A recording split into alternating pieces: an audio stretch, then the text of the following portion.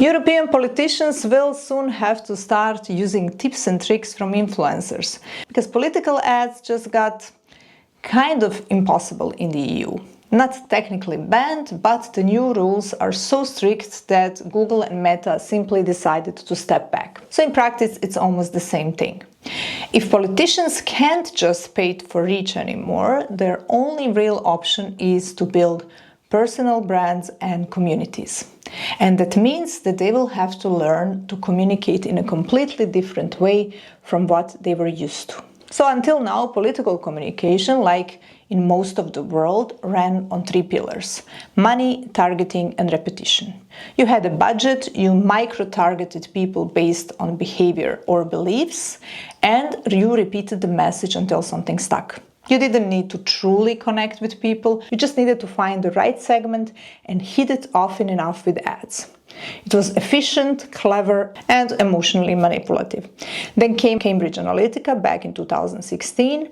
They showed how emotions could be engineered, how you could slice a population into emotional groups and feed each one its own version of true. And soon enough, those same tactics showed up here in Europe. For example, in Germany 2021, researchers looked at more than 80,000 political Facebook ads. So you had a situation where one ad promised tax cut for families, another warned about migration pressures on housing. Same party, same day, two emotional triggers and two realities. Or Italy 2019, during the national campaign, more than 2,300 migration-related ads ran on Facebook. Over half carried anti-immigration framing and were micro-filtered by age and region.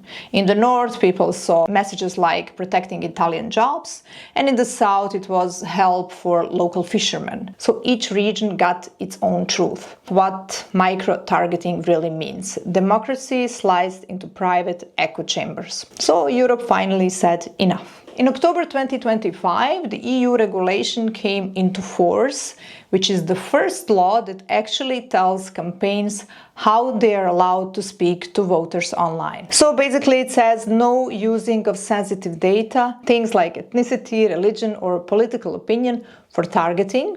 Every ad must clearly show who paid for it, how much was spent, and who it was meant to reach. And all that information has to live in a public, searchable database. So simply said, if you want to reach voters, do it in public. Let everyone see the message, the money, and the motive. And this doesn't just change political strategy, it changes the culture of communication itself. Because when you can't buy attention anymore, you have to earn it. When you can't whisper to one person's fears, your only option is to build a community that shares the same hopes and aspirations, because this kind of emotion thrives on shared experience.